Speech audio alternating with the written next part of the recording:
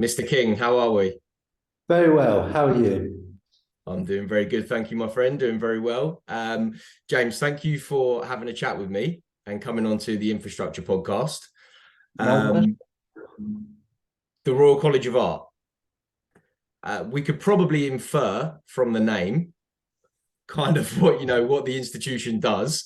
But for anyone who has never heard of the Royal College of Art or has been living under a rock or can't make any inferences, would you mind giving us an overview of who the Royal College of Art is and what it does?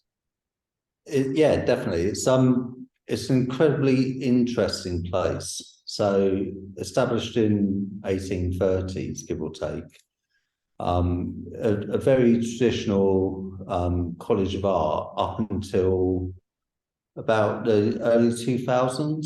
So most people, or certainly I thought of the Royal College of Art as being pottery and painting and drawing, Yeah. etc. Um, Around the mid 2000s, there was a real effort to um, enhance the traditional subjects and adopt a much more STEAM focused, so that's science, technology, engineering, arts, and maths. Yeah. So we have a computing science research centre that does Right. really high-end AI, machine learning stuff. We have a robotics research centre that does a lot of work with aerial to aqua robotics. We Okay. have a very well-established intelligent mobility centre that works on the next generation car designs, a massive communication school that does all kinds of XR, VR, AR stuff. Hmm. It's mind blowing the amount of research that you would not expect to be within these walls that's going on of world class quality is Mm. mind. So you're right in what you say. I think the traditional perception of the Royal College of Art, this is what I have coming into this conversation anyway, is fine art, Picasso, that kind of thing, learning how to paint. But what it sounds like is that arts, that definition is completely expanded. And as you said, going into the areas of STEM and, technical research and technology and science, etc. So it's expanded, but it's still incredibly complementary. You can't really have art without technology, and you can't have technology without art. You Sure. can see that in user design, total experience design. We have a service design program here, which is all about wrapping the two together. And so with all that expansion then that's been going on, and all of these new initiatives and the broadening of the spectrum and portfolio, etc. How was that in terms of numbers? What are we looking at in terms of locations and staff and students at the moment? So, in terms of physical locations, we have three campuses in White City, in some of the old BBC buildings. Our spiritual home is in Kensington, next to Royal Albert Hall, just behind me. And we have our Battersea campus, which has just expanded massively with a whole new set of buildings. Okay. Um, in that, we have 2,500 students. That's going to increase quite soon. In between 600 to 1,000 members of staff, depending on what class of staff you take. Okay. It's it's grown massively over the last 10, 15 years. I think it's 15 years ago we had 800 students. Wow. That's an incredible amount of growth very Mhm. quickly while maintaining the quality. So that's an interesting topic that we'll probably touch on, when we talk about some of the technology later on. But is there anything specific, transformation initiatives or business growth objectives that you're in a period of, or you're moving towards at the Royal College of Art at the moment? So we're actually halfway through. I say halfway, it's halfway through a program Okay. of a once in a generation transformation of our core product. So our Master of Arts courses were very traditional 2-year courses spanning 36 weeks of teaching with a long summer holiday. Yeah. We recognise, being a global organisation, a lot of our students to actually move to London, come and study with us for 2 years was prohibitively expensive. And by that, limiting the quality of students that we could accept. That and a whole load of other factors means that we've revalidated all of our core programs to be a 1-year MA, thus opening up the experience to a much wider group of people from all around the world. We're in the middle of the first year of that 1-year MA now, really successful as well. We're now looking at launching new awards and new programs on a 2-year part-time basis. We're really excited about this. It's really going to set the RCA on the right strategic direction for years to come. And I sound, it sounds like it's more so, or from an initial conversation there, it sounds like it's more the structure of the courses. But when we talk about that transformation, just particularly of the core products, and then also of the broadening of the portfolio of courses that is offered at the college, how would you say that your technology has changed over that period as well?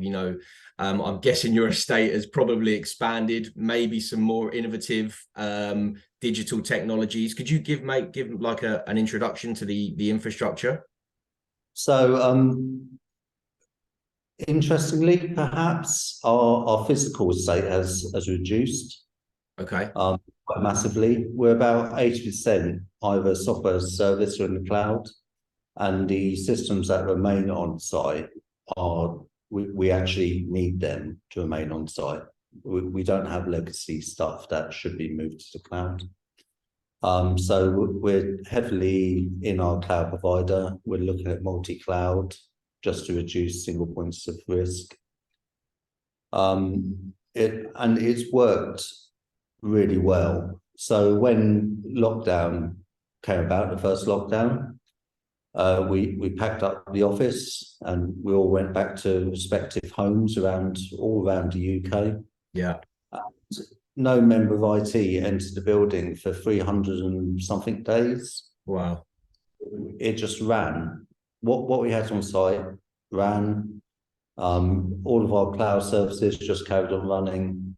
And I tell this to my peers in other institutions, and they tell me they've had a small team on site every single day during lockdown. Wow.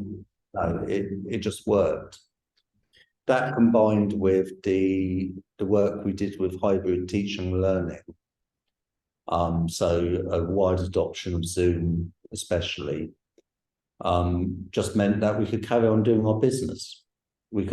Students obviously went back to countries I think we have students from about 80 different countries. Wow. And we carried on. It wasn't easy. It wasn't as quick as saying, right, off we go. But yeah. We carried on doing our business, which was great. And it sounds like that well before COVID and lockdown and all of that jazz, you were well on your way to being 80% in the cloud, or were probably even, that level in the cloud prior to all of that stuff. When would you say that the college first started looking at cloud and realizing that it's something, to work towards? It was well before when I started here. I can't take all the credit by any means, as much as I'd like to. So being in the middle of London, middle of Zone 1, any space is a massive premium. Service charges are incredibly high. We just don't want big lumps of tin, big power-hungry devices on site. We don't want hundreds of disks on site storing data. It makes no sense.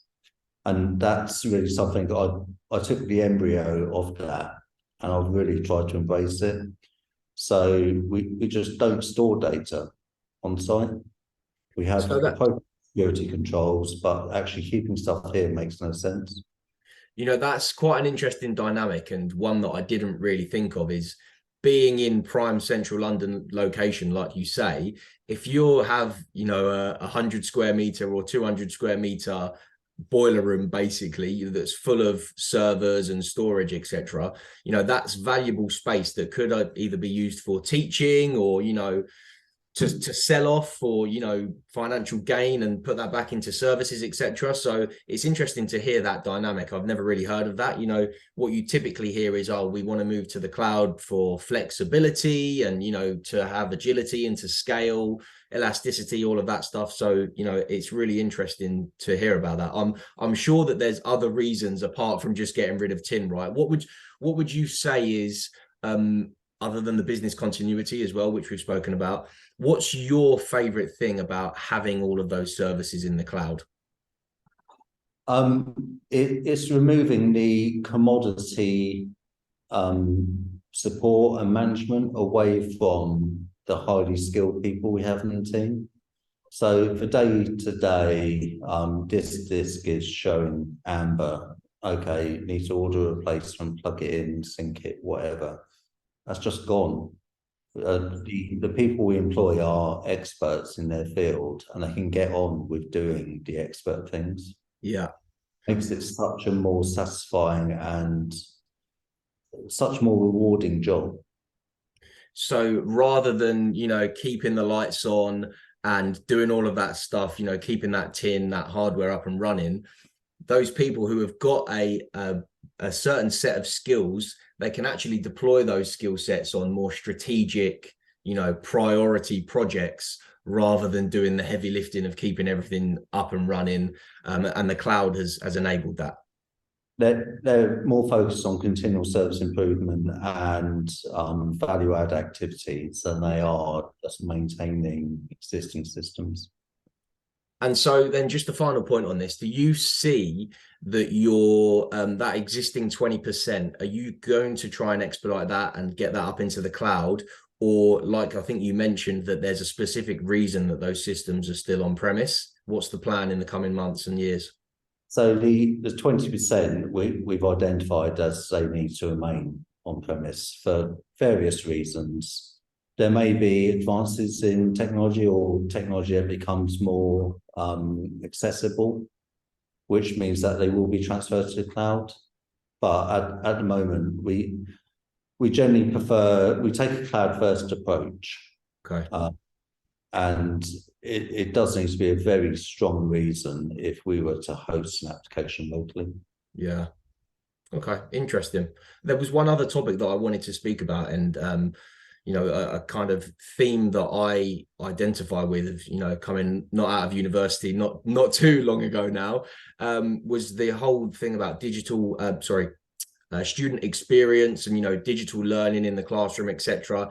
Is that a big topic at the Royal College of Art as well? It's a massive topic because a lot of our, especially more traditional arts, are very practical, very hands-on. So we have massive workshops, we have lathes, we have kilns, all of the traditional tools. Finding a way to transfer those skills in a digital way is incredibly challenging. And moving what in some cases were quite traditional teaching methods over to the digital age requires some careful thinking about, a lot of consideration. Okay. And I'm guessing that there's probably a technological change like that underpins everything as well, right? If you've got 1,000 more devices that are on the LAN, you're probably going to need an upgrade in Wi-Fi, you know, all of that kind of jazz as well. Yeah, so hand in hand, we've always tried to keep one step ahead in the infrastructure side. So we're fortunate to be part of the UK Joint Academic Network. So our bandwidth is pretty good. Okay, wicked. We've got a constant rolling replacement cycle on our Wi-Fi and core networks. These projects take years and years of planning, budgetary considerations to actually be caught on the back foot would not be great. We would severely impact our core business. Yeah. Anyone would think it was easy, wouldn't they, James? Or not? It needs to be seamless. I wouldn't say it's easy for us. There's a lot of hard work that goes on behind the back doors for the people with less capabilities like me to enjoy the fruits of the labour. But no, that's really interesting, James. And what I wanted to talk about as well is your actual role as head of IT at the College of Art. And we've already spoken about, it wasn't necessarily your project to start a move to the cloud, but you've gone through that process. Can you tell me a little bit about, and this doesn't have to be like reading from the job description that you signed up to, but how do you see your responsibility at the Royal College of Art? What's your guiding vision with the job title of head of IT?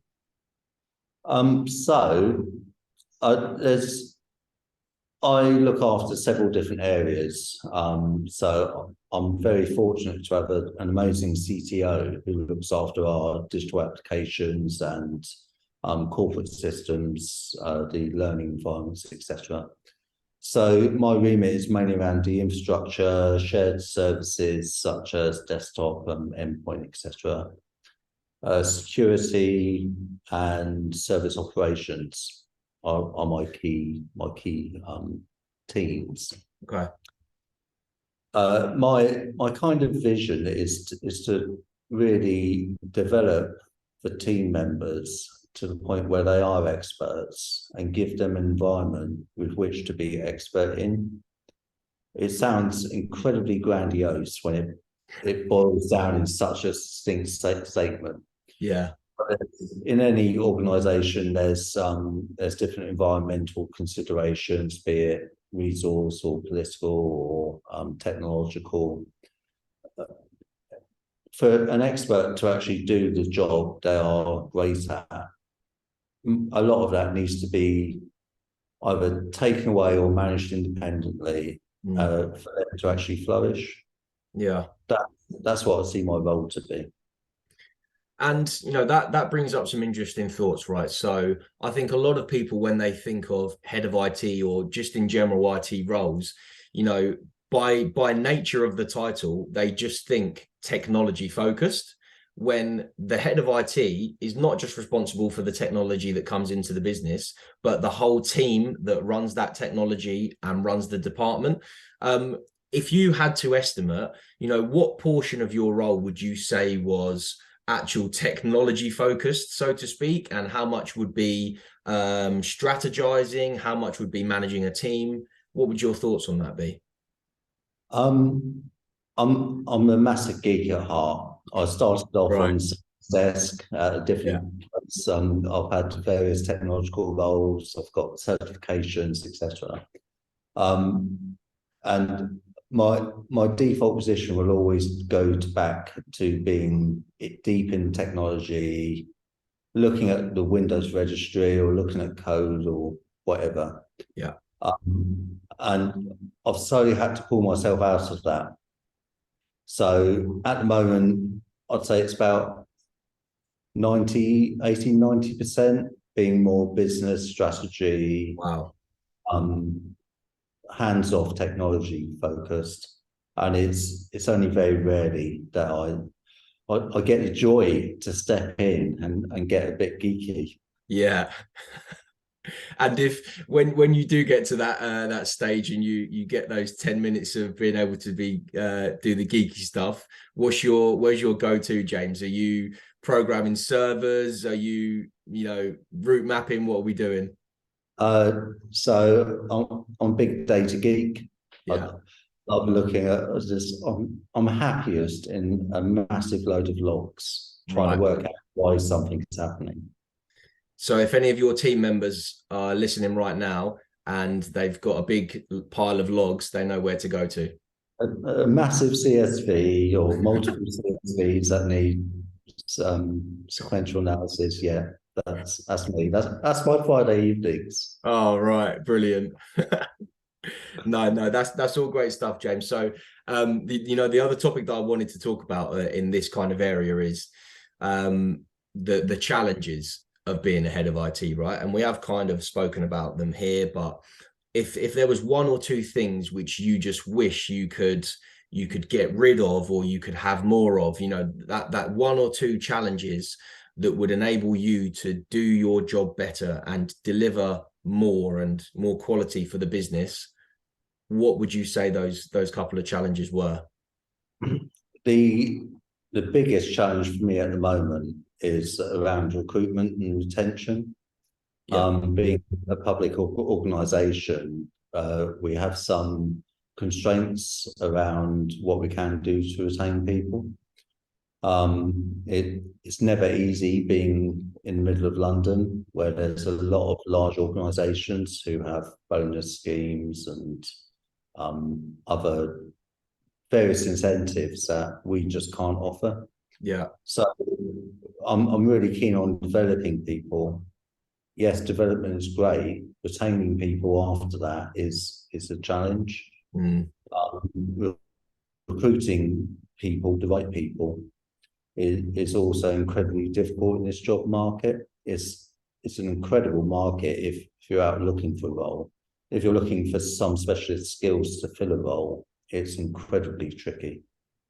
And have you noticed in your couple of last years of recruitment, is there any specific areas or, you know, specialities which are in extremely high demand and you just can't get your hands on? So cybersecurity skills, I'm sure every company will say the same. Yeah.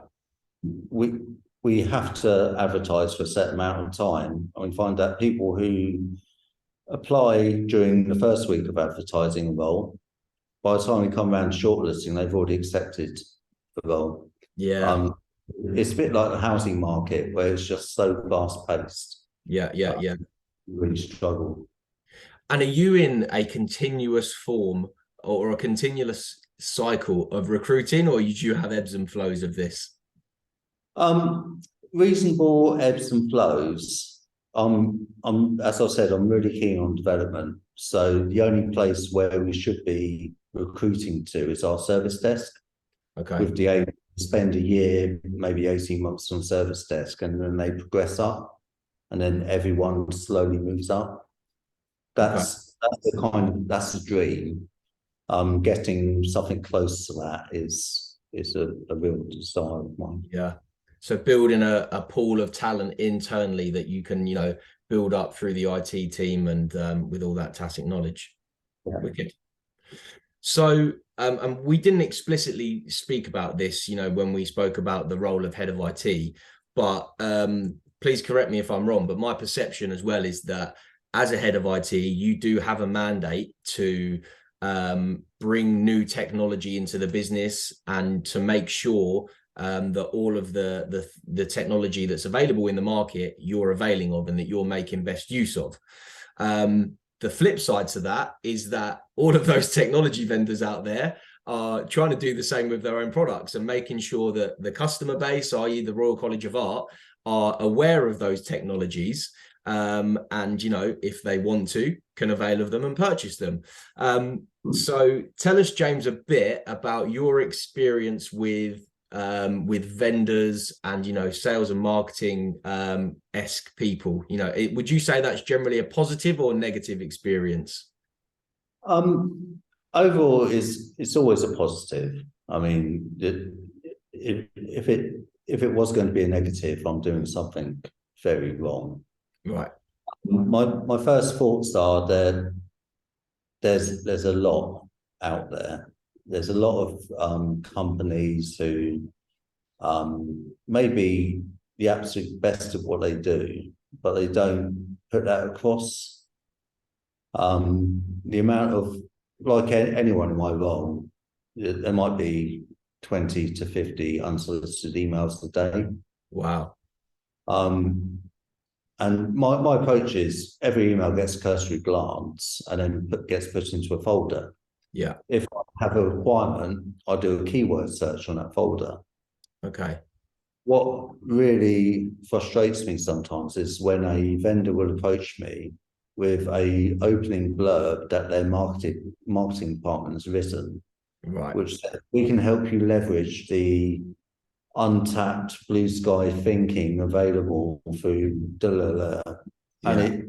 in two sentences, it tells me absolutely nothing about what they can do or who they can do it for. Okay. Um, Keeping it succinct, buzzword free, preferably citing people they've worked with in the past. Okay. That will pop up on my search every single time. Okay. If a vendor then follows it up with, "Oh, I know you're busy, but you appear not to have read my email," that's it. They get blocked. Uh-oh. There's no second chances. That's a control alt delete. It's a massive red flag to, especially if they've used the unintelligible marketing speak. So I've Right. got no idea of what they actually do, and then they're asking me why I haven't read their email. Yeah. So, Being public sector, we have to follow certain procurement rules. So we will identify a need first. We will draw up requirements and functional, non-functional requirements, and then we will look at the market. And by looking at the market, it will be a combination of other companies' research, recommendations, and searching this vast folder I have full of content. so let's say, let's have an example here. Is let's say that you knew in 2 years' time that you're probably going to have to do a local area network refresh, right? And we spoke about Wi-Fi, etc. Are you already now keeping abreast of the market and having conversations with vendors, trying to understand what the possibilities could be in the future, or are you actually waiting until you're into that like 12 or 6 month period where you know that you're going to be putting out tenders, RFQs, going into that formal cycle? How do you best like to manage that process? So keeping abreast of the market is a continuous activity. That's normally completely vendor agnostic. So we use other public information sources, Okay. but we should always be aware of what the key players' 5-year roadmaps are. Okay. When it actually comes to, right, we need to follow a selection or procurement process, that's the time when we'll actually gather our requirements first and then go speak to vendors. What we won't do is speak to vendors before we have requirements. Okay, got it. And how does like a channel partner play into this field? So you've obviously just mentioned there that you will go out and speak to vendors, but maybe that's quite an arduous process if you're speaking to 5 or 6 different vendors and keeping tabs on all of those different conversations. Do you find a certain level of attractiveness by outsourcing that to maybe a channel partner or a reseller or something? Not really. So we'll go out to vendors once we've already defined the need, the requirements. We've got a good idea of what the market is. We've got a solid set of, right, we need X, Y, Z. We don't need X, Y, Z.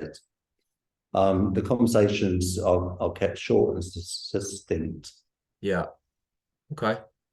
So there was one more question that I had on this, James, and it kind of, you mentioned there about your future roadmaps.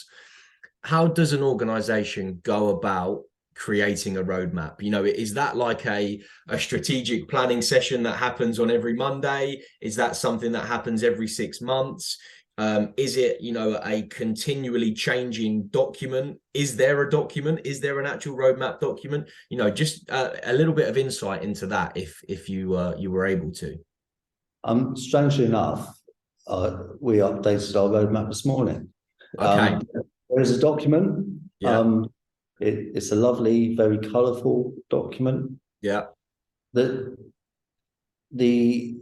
we get many feeds in from the business, from different levels of the business.